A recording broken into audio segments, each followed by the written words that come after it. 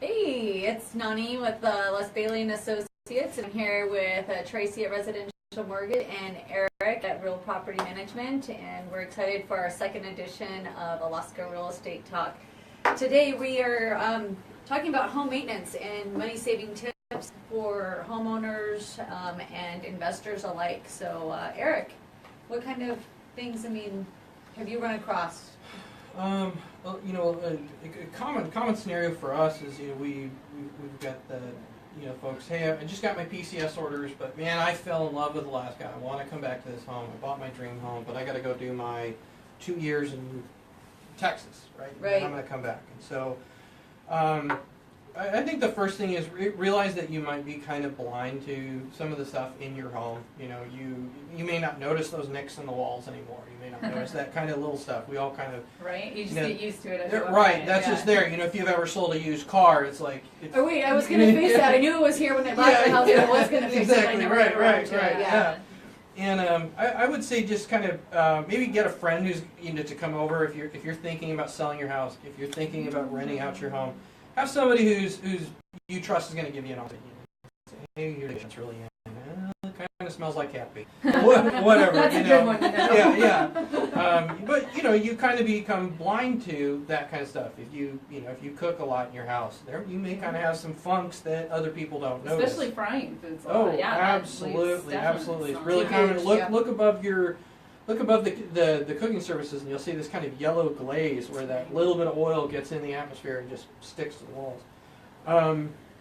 I think as far as like money saving ones, the ones that I see a lot of people is really super cheap and easy to do is boiler or furnace and water heater inspections. They are cheap. Oh my gosh, regular maintenance. Yes, yeah. Yes, because you want to talk about regular maintenance can stretch the life of those things for so long.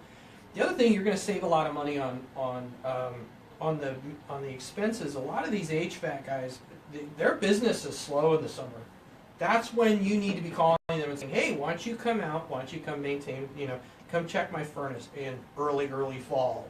Right. What they can also do, I was talking to a buddy of mine. You wait till too late in the fall, and they're already getting booked up. And they're because everybody slammed. just thinks about it in the fall time. If I could speak on that really quick personally, from a personal point of view, we had something go wrong with our water heater this winter, and he came in, and the heating guy actually has a monthly plan that you can get on. You pay them a monthly fee, which is equivalent to what the fee would be to come out and service it once a year, and they get you on the schedule to come out in the summertime and service your heater once a year, and then it's done, and you don't even have to think about it. And you can even, if you want to do it on if it's fairly easy, if you have a newer water heater and it's something you can turn down, or same with the boilers, furnaces, if you're comfortable with that.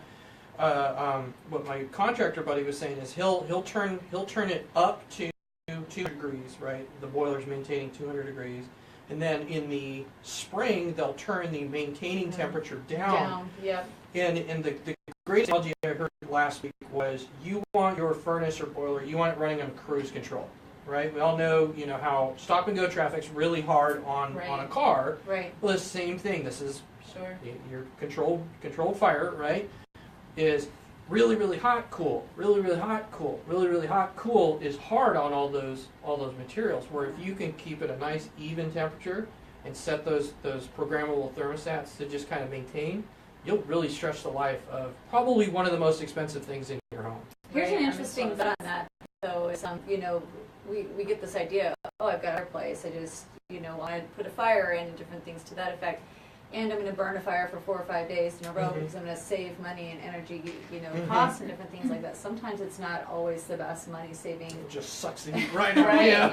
Especially even if it's a wood stove. Yeah. So I think you kind of hit the nail on the hammer, or the hammer on the nail is, the consistency of, the even kill temperature. Yeah. My sister actually in their house, because they were burning their wood fireplace for a long time, the airflow goes down in the crawl space. Well, they had pipes end up freezing because, the airflow quit down there and kept the crawl space warm, and so they had a pipe burst. And so it's interesting. You just really you got to get to know your house on a personal level, go each into home your is crawl different. space. Yeah. Go. That's another. Every year. Yes, I would say absolutely. A couple times a year. I know it's icky. I know there's spiders and all that, which is interesting. I want to talk about that. But jump down there with a flashlight and pass that flashlight around. Look, find that water leak while it's still a small leak, Yeah, right? You yeah. could, because it's going to be so much cheaper to fix now when it's that small leak. The other thing is on the whole spider thing. So I learned this just recently. If you go down into your crawl space and it is just wall-to-wall spiders, very, very good indicator you have a sewage leak. Really? Because what's happening is the sewage is leaking into the crawl space. And the That spiders say creates, yum. that creates flies. Yeah. Flies bring in spiders, and so Right. that's almost a dead set. If you go down there, Uh-huh. a couple webs, don't get panicky. Yeah. But while you're down there, typically homes will have little vents on the side. Right. You Yeah. want those vents open in You the want them in the venting. summer, Yeah. right? Yeah. You want them to keep it dry down there. Then in the winter, when you need to retain a little bit more of that heat, close them up Yeah. and shoot. You know, what did that cost you? 20 Yeah. minutes. You're also going to want to, on that note, inspect your attic space. Like Yep. for us, we are on a slab and we don't have a crawl space. Yeah. So we had an incident where we had a huge windstorm and it blew all of our insulation off Blew all of the our batting. pipes, and Yeah. we ended up having a frozen pipe. So Yeah, or Right. ice damming. That's a common sign of Yeah. ice damming. That's why I like selling houses in the wintertime. A lot of people think, oh, the wintertime's a terrible time to buy or to sell. And you can tell so much about a house because of the ice damming, Yeah. the efficiency of the coolness of the windows, and Yeah, different things to yeah. that effect. So, Absolutely. yeah. I mean, it's interesting. If as far as you that if you, let's say you guys are going, you know, you're going to kick down for your 1 week Maui vacation in the winter. If your kitchen sink, let's say, or a sink anywhere in the house, faces a window, okay, so that means pipes are right up Mine next actually to the does. wall, Yeah. right? Yeah. Yep. Okay, so if you have any problems with your heating, or if you're going to go on vacation, what you can do is open up those cabinets, let that warm air Warm air. circulate Same around thing with there. the That's crawl a good idea, space. yeah. You open up that crawl space before Yeah. you go. The air can flow through the crawl space Exactly. and different things to Exactly. that effect. That by the will time buy you're done. you some time to stop you. We actually Sure. had in a home when it got real cold a couple weeks ago, or an apartment. It was so cold that it didn't matter that they had the heat on because that closed cabinet was acting like a big insulator. Right. And sure enough, their entire pipe system and the garbage disposal froze solid. They had heat, Yeah. Yeah. right? Yeah. But it just got cold enough. Sure. Well, in Yep. new construction, I mean, I've walked through tons of homes, and you know, before they get that heat on, you go inside the house, and it's colder actually inside the home than it is outside because of the insulation keeping the house really warm and stuff. So, Yeah. I mean, it makes sense. We insulate to keep the heat in. It also keeps the cold in as well. If you're not, And you guys still you still insist on a home inspection on new construction, right? oh, absolutely, yeah, Yeah. yeah. You know, I mean, I'm glad you know, on the new construction subject here, home maintenance, I mean, yeah, you definitely still need to get a home inspection because the builders are real people. They have real people sitting in there and doing different things, and there's been times where they forget to put in that Sure. vent in the attic space, or it gets painted over or closed and different things to that effect, and that can be a huge... Everybody's human, right? Right, yeah, yeah. Right, right. But, you know, as far as the maintenance, you know, on a new construction home, I hear from buyers all the time, I want a new home because I don't want to do any maintenance, you know, I want it easy and different things to that effect. And there's been times, we go back into a house 5-6 years later to help it sell, and it almost brings tears to my eyes because I'm like, oh my gosh, you guys have done nothing. Yeah. Nothing to this home, and it was beautiful when you bought it. Yeah. It's You know? lower maintenance, It's not lower no maintenance. maintenance. Yeah, right.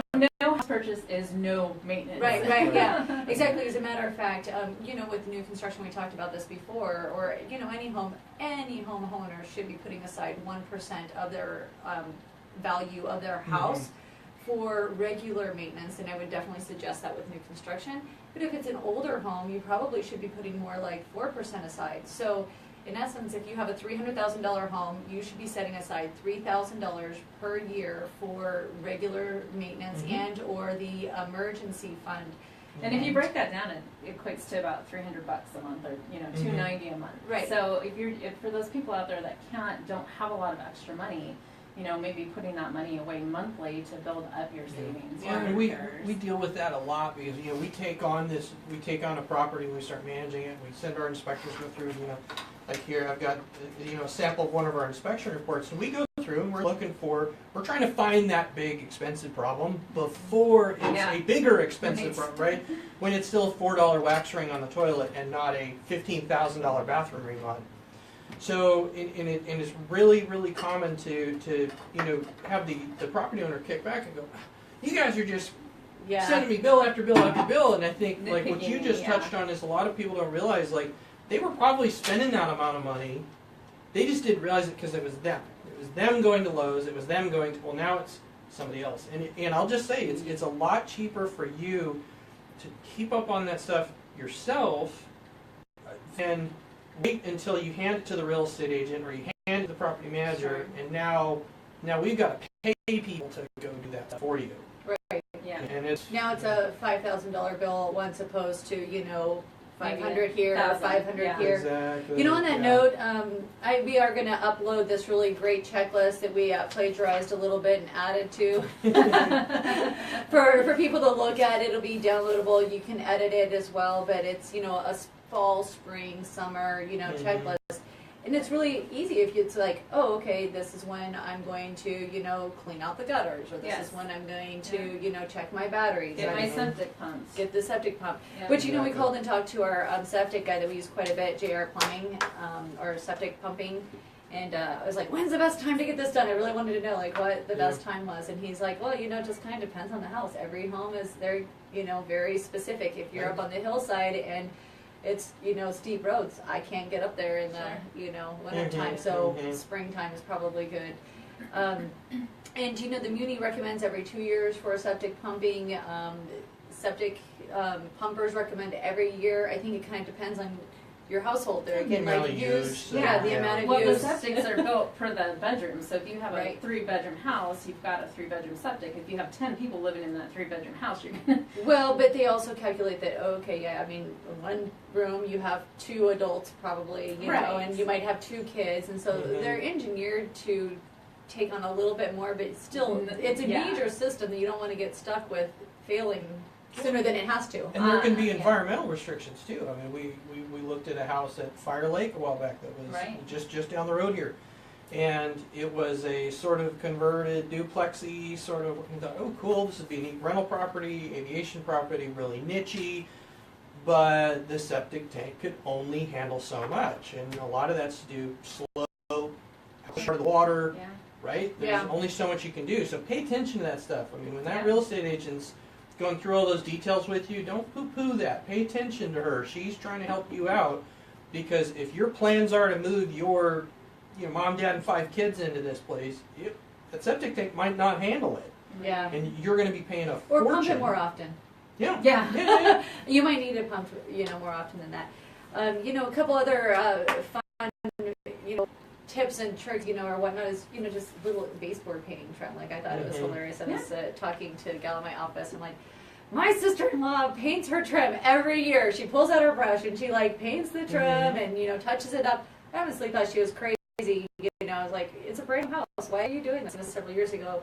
And then when they went to sell, I was like, man, your house looks amazing. I mean, there is nothing that I can tell you that you have to do, because she would go and do that. So funny that you say that, because that is the one thing in my house that I walk by and I do notice, and I hate it, and I keep thinking to myself, I need to paint my trim. Because Take a day, pull out the bucket, just get right? Because it does make a difference. A really cheap trick especially for white trim, is take the dryer sheets, the anti-static dryer sheets, and rub those along that white trim. So the dust doesn't settle? It'll not only it'll brush the dust off, but it will keep the dust from settling back up, and it makes your house smell nice. Yeah. So, that's awesome. Yeah. The best tip of the day. Yeah. And cheapest. Yeah. Well, I think we have kind of given you guys some good food for thought as far as that goes, and we will have some reference sheets on our documents for you guys to look at. But really, we want people to realize the importance of maintaining their property, because it really does save them over the extended period of time. $200 here, $500 here, a weekend with a can of paint, and some time is much better than when you have to go, because usually when you have to go and you're ready to make a move, it's, let's do it now. Yeah, And you don't everything has to have be that done time, quickly, and you're, you've got personal items that you're taking care of. It's so much instead of- easier to do it in just those little bits over time than Yeah. it is to just go, Sure. well, here's the huge multi-$1,000 bill to do all the stuff that wasn't done over the last 5 And years. the list we're going to upload for you guys, it will help you with that. Do Absolutely. those little bits as the seasons come around, and be sure to join us every second and fourth Wednesday of the month. We'll be here Join us. every time. If you have any questions or anything you want to hear about, comment in the section. Let us know. And also, if you join our group, you'll get notifications of when we come on live again. Thanks so much for joining us. All right.